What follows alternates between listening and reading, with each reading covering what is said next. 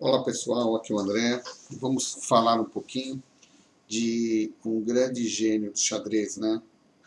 Dizem que foi o rei que morreu no seu trono. Porém, vamos falar de Alexander Alekhine, um gênio, um mestre do xadrez e verdadeiro mestre no ataque, né? Ele jogava com extrema capacidade de ataque e teve muitas vitórias no xadrez, se tornou campeão mundial 2 vezes. Vamos lá o que dizem, né? Aqui eu fiz uma caricatura do Alekhine, tá? Vamos lá. Aqui. Não estamos vendo direitinho o Alekhine. Problemas de iluminação aqui. Então, foi um jogador franco-russo, de grande nível, conhecido pelo seu estilo agressivo, marcante. Fazia ataques ferozes e bem calculados. Foi campeão mundial durante 17 anos. Nasceu numa família muito abastada na antiga Rússia, né? Ou seria o Império Russo ainda. E a família era composta pelo pai, que era um grande proprietário de terras, e era membro da Assembleia Nacional Russa, né? Seria a Câmara Baixa, e ele era diretamente um político e um grande dono de terras no tempo do Império Russo. E está lá, sua mãe era filha de um industrial muito poderoso na Rússia, que foi ela que ensinou o xadrez para ele e para o irmão. Em 1909, aos 17 anos, Alekhine venceu o torneio russo para amadores, em São Petersburgo, o torneio mais badalado que tinha na época, onde iam as feras. Simultaneamente, teve o torneio dos profissionais do xadrez, né? Os bambambam, os maiorais, os mais fortes jogadores. E nesse torneio foi vencido por Emanuel Lasker e o Akiba Rubinstein, dois grandes jogadores da época. Alekhine também conseguiu seu título de mestre nacional com a vitória nesse torneio em São Petersburgo. Nessa época, Capablanca começava a despontar na América e acabava um pouquinho mais nesse mesmo ano, conseguiu vencer e esmagar o Frank Marshall, assustando toda a comunidade xadrística norte-americana, porque um cubano foi para Nova York e detonou o Marshall, né? O Marshall era um jogador muito bom de torneios, porém ele tremia nos matches. Ele não tinha um suporte psicológico, talvez, não sei qual o problema, um match ele ia muito mal. Mas nos torneios ele conseguia ter um ótimo rendimento.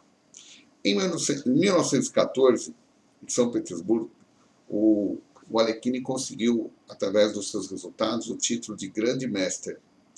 O Alekhine era um cara, assim, cosmopolita. Ele viveu em vários países, porque a família tinha muitas posses, né? Então ele tinha uma resultante disso para poder viajar por vários países. Sabia falar fluentemente os idiomas, o russo, o alemão, o francês e o inglês. Depois da Revolução de 17, o próprio Alekhine foi preso por suspeitas de espionagem.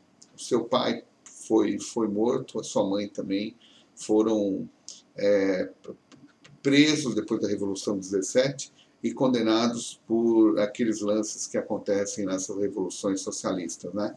Quem tinha dinheiro, quem era poderoso, acabava sendo punido pelo Estado que vinha na sequência, tentando moralizar e fazer justiça social, né? Daquela forma. Então tá aí. Em 1921 adquiriu a cidadania francesa. Afirmam alguns dados que ele estudou direito na Sorbonne, não terminou o seu trabalho de pós-graduação, que é sobre o sistema prisional chinês, e em 1927 o Alekhine se confrontou no match com o Capablanca, venceu e se tornou o campeão mundial em 1927. Em 1935, o Alekhine estava muito acometido pelo vício da bebida. Ele bebia muito. E nessas e outras, o álcool prejudicou muito criou uma debilidade muito grande na sua força enxadrística. E ele foi disputar o torneio com Max Euwe e perdeu o título mundial. Depois, ele reconquistou o título em 37.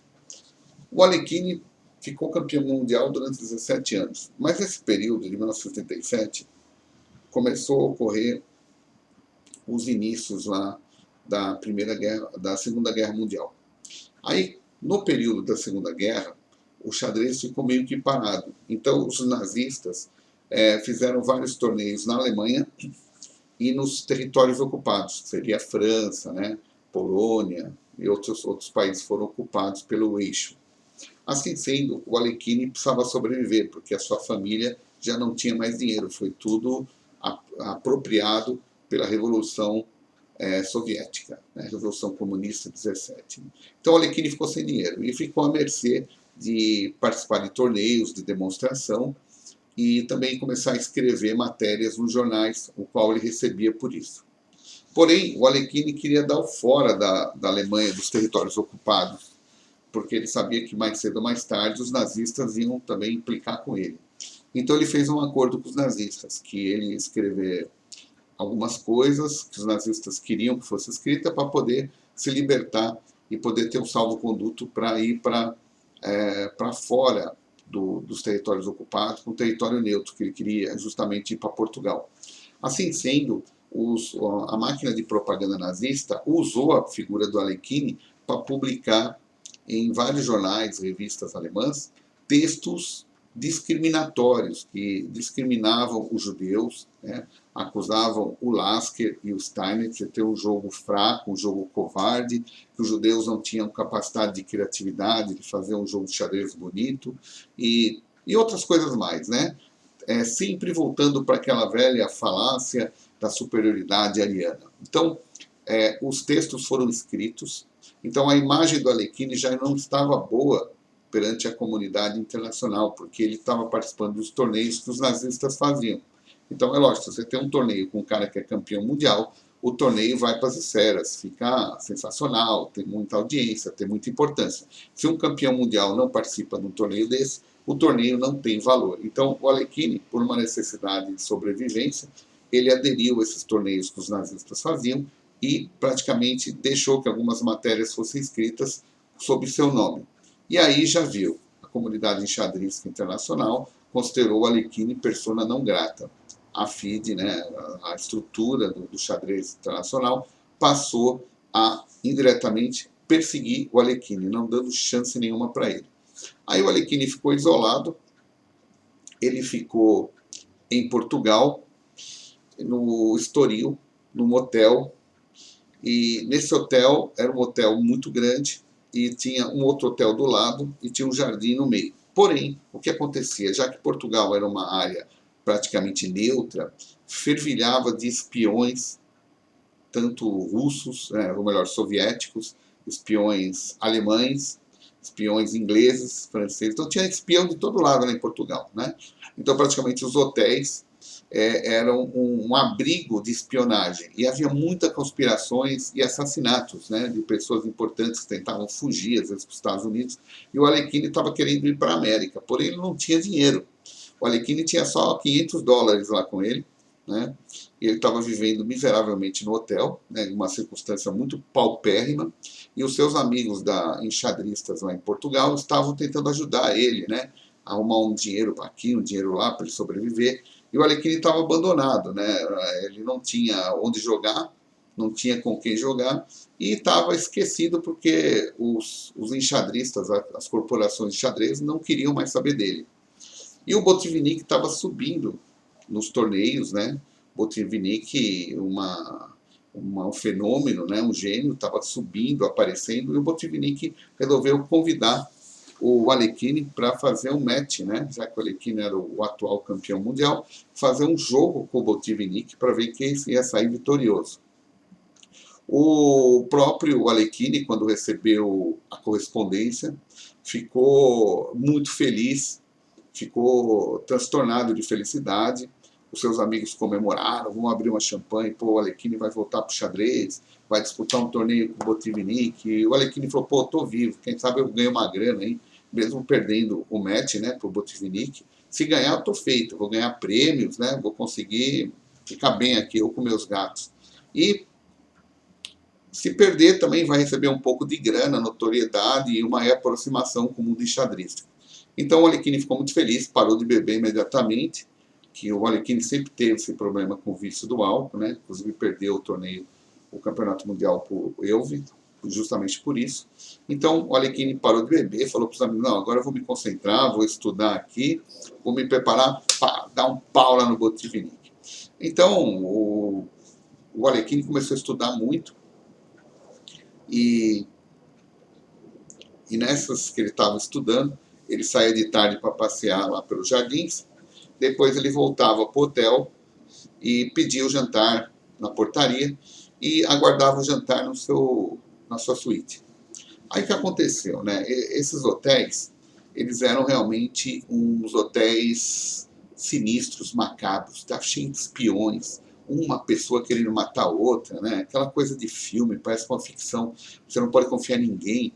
E quando um dos hotéis foi demolido, acharam centenas de metros de fios, de escutas, de microfones, para tudo que é quarto. Todos os quartos do hotel tinham microfones escondidos para poder gravar qualquer tipo de conversa que as pessoas pudessem ter. Então era um hotel feito para espionar as pessoas que ali estavam.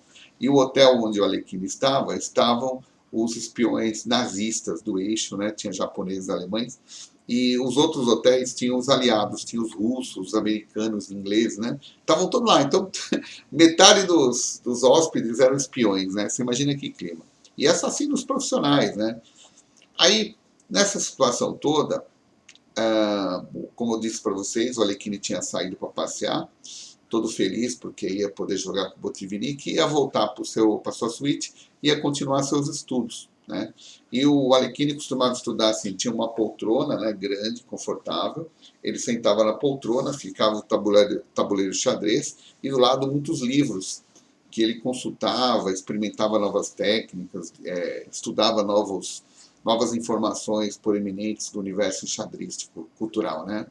Então, o Alekhine chegou na portaria, pediu o seu jantar, escolheu lá no menu e subiu para o quarto, para o suíte.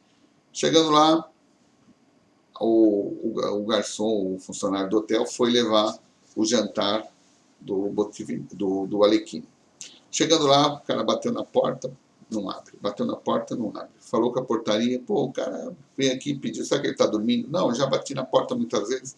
Chamaram o gerente do hotel, o cara com uma chave mestra, abriu a suíte, e quando eles entraram na suíte, eles viram o Alekhine sentado assim na poltrona, com a cabeça inclinada, sem vida, com algumas manchas, assim, umas coisas, umas manchas que dão quando a pessoa morre asfixiada. Aí teve aquele tumulto todo, e chama o médico daqui, chama o legista, sei lá, chama a polícia, chama todo mundo, e começaram a fazer uma investigação. Aí fizeram uma autópsia imediatamente, né, porque a suspeita que ele tinha sido assassinado eram muito grandes, e aí o que aconteceu? Nessa autópsia foi registrado que os órgãos, embora o Alekhine tinha algumas doenças renais, né, respiratórias, cardíacas, né, naturais da idade, ele não morreu de nenhuma delas. A causa-morte foi asfixia por corpo estranho nas vias respiratórias. Aí, quando eles foram examinar o corpo, eles acharam um pedaço de carne de aproximadamente 10 centímetros por 1 centímetro de diâmetro, entalado na laringe, obstruindo a passagem de ar para os pulmões. Bom, aí você começa a ver o cenário das coisas como são estranhas, né? Primeiro,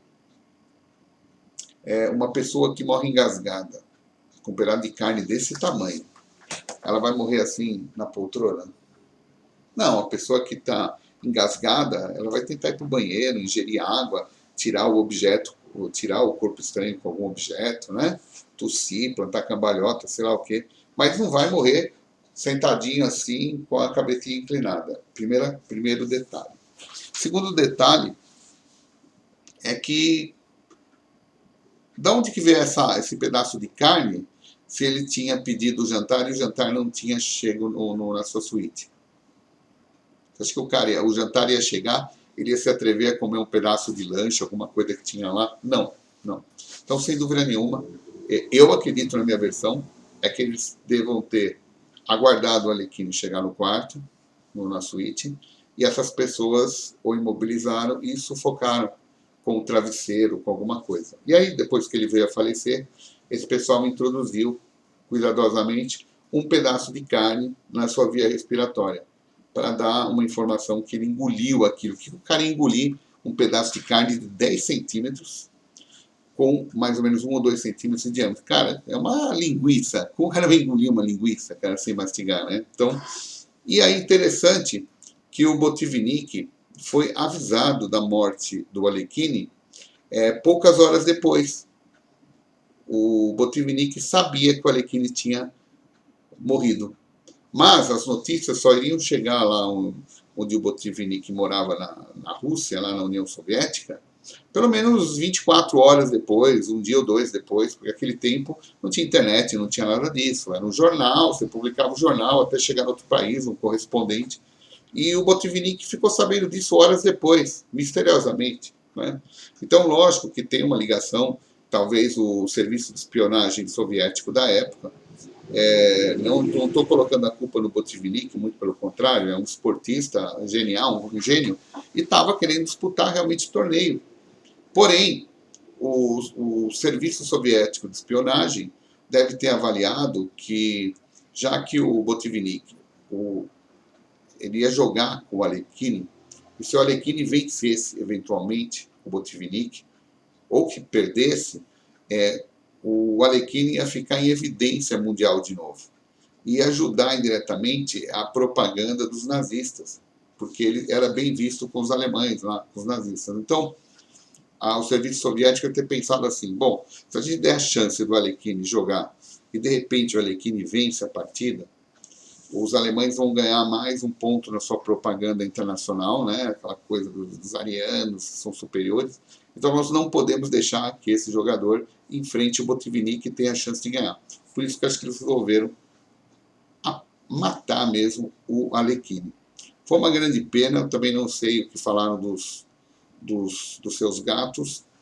E aí o Alekhine morreu, ficou lá o corpo não foi requerido, porque a sua esposa, uma das suas 4 esposas, que ele casou 4 vezes, morava no território ocupado e não podia sair de lá, não tinha visto. Então não podia requerer o corpo. Então o corpo do Alekhine foi enterrado num cemitério em Portugal, que foi custeado por amigos dele que ele tinha, que eram do meio enxadrístico, que pagaram o seu jazigo em Portugal.